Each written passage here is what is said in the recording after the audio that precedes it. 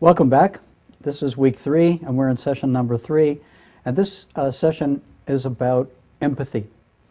And I base myself on a very good Harvard Business Review article by Dorothy Leonard and Jeffrey Raport, Spark Innovation Through Empathic Design.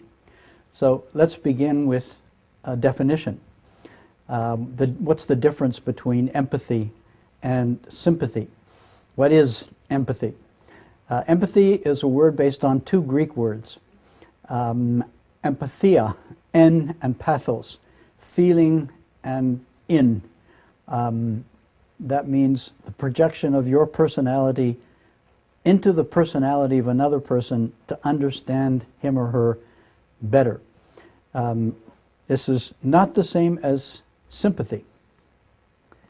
Sympathy is we feel affinity toward other people. They have some sadness and we feel sorry for them.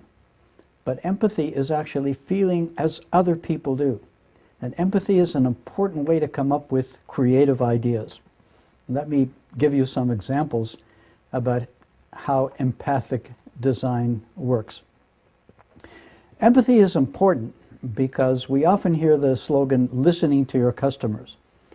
But customers are really not good at telling us what they really need, because we're so good at overcoming our challenges, the shortcoming of existing products.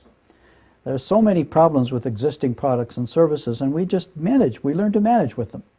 So when you ask people what they really need, they find it hard to verbalize what those needs are. So how do you empathize? How do you overcome this? You watch people and you feel as they do. You become them.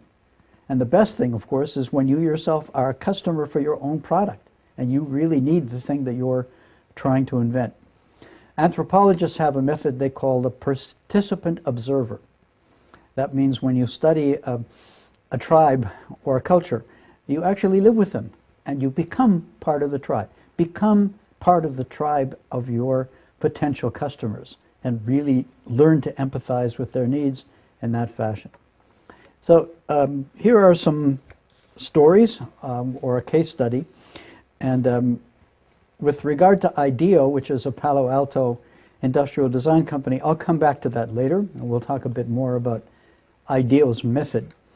But let's go back to the Intuit company and the idea that they came up with that led to their eventual success in developing the Quicken software. You'll recall that Quicken is software for managing your checkbook, for writing checks and keeping track of your outlay and income and so on. So Intuit developed a version of empathic design. It was called Follow Me Home. And here's how it worked. Intuit managers, including the founder, Scott, and his senior managers observed customers as they bought the Quicken software. Now, in those days, you bought software shrink-wrapped in a store, like a package. Today, we download it. In those days, you bought it in the store.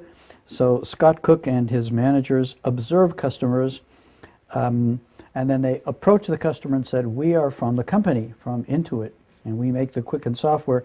We'd like to observe how you use it. Will you agree in return for a nice gift to allow us to observe how you use the software?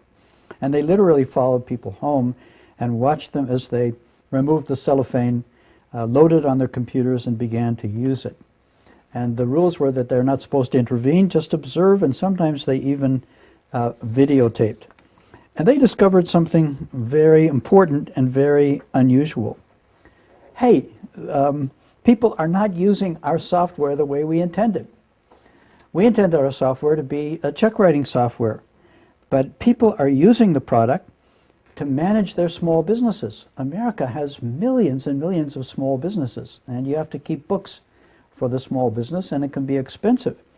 So people have discovered that they could use Quicken software to actually keep the books of their businesses and record their outlays and their incomes and keep everything beautifully in order. This was not what the software was intended for, but because of Follow Me Home, people, the managers, the entrepreneurs, Scott Cook and others, realized that they had a huge market they weren't even aware of. People created that market, not the company into it. And of course, they were able to tailor their software in that direction and eventually achieve great success. Intuit has since diversified. They now have a major piece of software that helps you do your tax return. But the story here is empathic design. Observe your customers, see how they use your product. Sometimes they will astonish you in the creative ways that they use it. So let's do a bit of action learning. Let's see if we can apply this idea of empathy. Think about the following activities that every one of us does almost every day. We drive to work, we have breakfast, we send email, we check our voicemail, we pack our clothes, we travel, buy a present, we prepare our tax returns, we take our medicine, see a doctor, we dress a small child, we change a diaper, we look for a mate. We do all of these daily things. In the daily activities that you engage in, where are the challenges? Where are the needs? Where are the gaps between what is available now and what you would like to have available? What could make your life easier, your own life? Empathize with yourself. And by empathizing with yourself, of course, you empathize with a great many people who have similar needs to you.